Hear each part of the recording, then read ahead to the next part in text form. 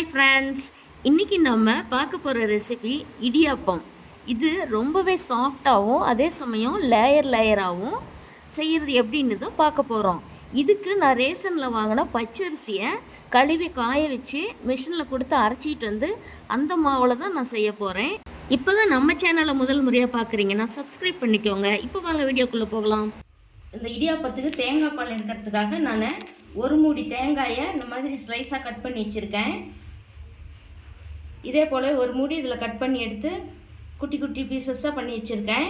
இதை இந்த டார்க்காக இருக்கிற போர்ஷனை நம்ம கட் பண்ணி எடுத்துகிட்டு கூட போட்டுக்கலாம், அல்லது தேங்காயை துருவி கூட போட்டுக்கலாம்.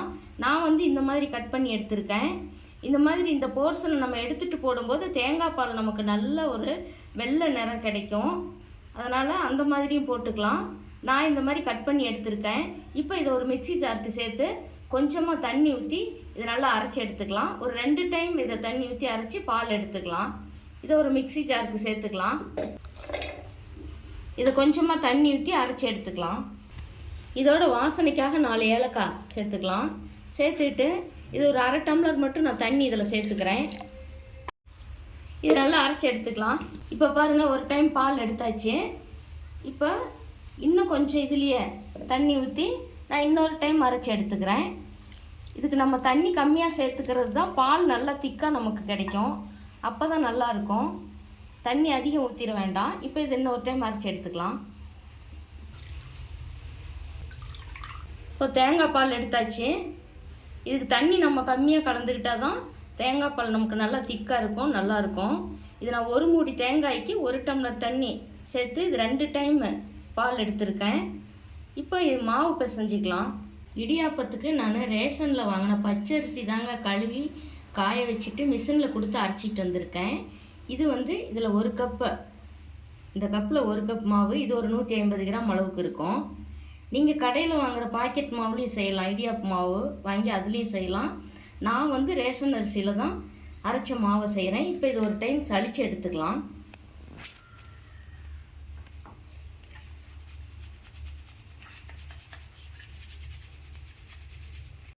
இதுக்கு ஒரு பாத்திரத்தில் கொஞ்சமாக தண்ணி சேர்த்துக்கலாம். இந்த மாவு பிசையறதுக்காக கொஞ்சம் உப்பு சேர்த்துக்கலாம், கொஞ்சம் நல்லெண்ணெய் சேர்த்துக்கலாம். சமையல் எண்ணெய் எந்த எண்ணெய்னாலும் சேர்த்துக்கலாம். இந்த தண்ணி நல்லா காயிட்டோம். இப்போ தண்ணி நல்லா தெரியுது பாருங்கள். இந்த சமயத்துக்கு ஸ்டவ் ஆஃப் பண்ணிடலாம். ஆஃப் பண்ணிவிட்டு இந்த மாவில் எடுத்து இதை கொஞ்சம் கொஞ்சமாக ஊற்றி இந்த மாவை பிசறிக்கலாம்.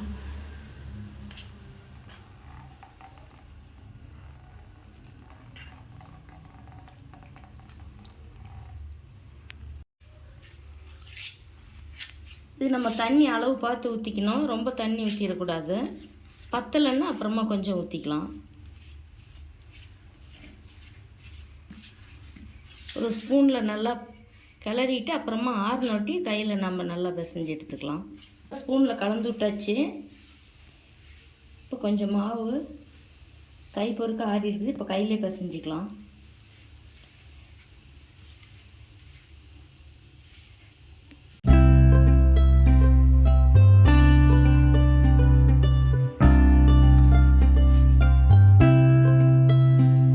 மாவு பிசைஞ்சாச்சு. இது கொஞ்ச நேரம் மூடி வச்சிடலாம். ஒரு 10 நிமிஷம் ஆகட்டும். இப்போ இடியாப்பத்துக்கு இந்த முறுக்கு பிழியிற அச்சு எடுத்திருக்கேன். இதில் தான் இடியாப்பம் பிழிய போகிறோம். இதுக்கு கொஞ்சமாக நம்ம எண்ணெய் தடவிக்கலாம்.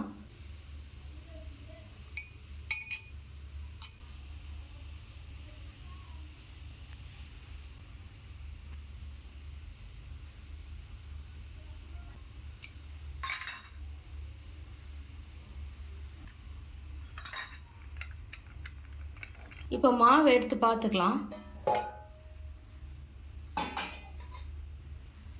இதில் இந்த மாவை ஃபில் பண்ணிக்கலாம்.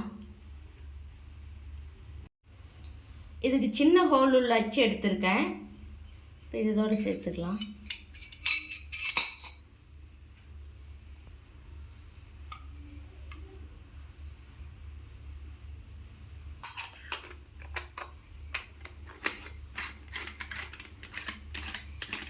இப்போ ஸ்டவ் ஆன் பண்ணி இட்லி பாத்திரம் வச்சுருக்கேன். இதில் 1 டம்ளர் அளவுக்கு தண்ணி சேர்த்துக்கலாம்.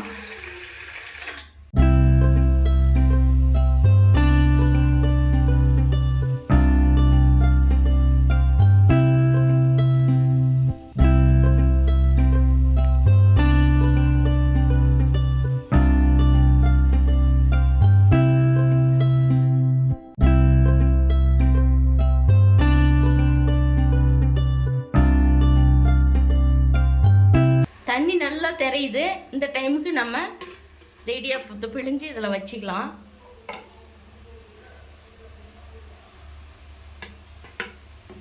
மூடி போட்டுக்கலாம். இது நமக்கு ஒரு மீடியம் ஃப்ளேமில் ஒரு 7 நிமிஷம் இருந்தால் போதும், ரெடி ஆகிடும். இப்போ 7 நிமிஷம் கிட்ட ஆயிடுச்சு. ஸ்டவ் ஆஃப் பண்ணிடலாம். திறந்து பார்த்துக்கலாம்.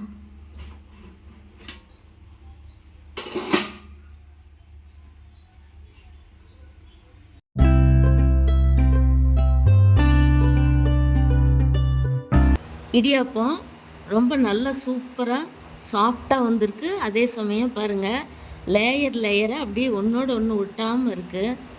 பிரித்தா அப்படியே லேயர் வருது பாருங்கள். இது ரேஷன் அரிசியில் தாங்க இந்த மாதிரி செஞ்சுருக்கேன். சூப்பராக வந்திருக்கு. நீங்களே இது போல் ட்ரை பண்ணி பாருங்கள். ட்ரை பண்ணி பார்த்துட்டு உங்களுடைய கருத்துக்களை கமெண்ட் பாக்ஸில் சொல்லுங்கள். இந்த வீடியோ பிடிச்சிருந்தால் லைக் பண்ணி ஷேர் பண்ணுங்கள், சப்ஸ்கிரைப் பண்ணுங்கள். தேங்க்யூ.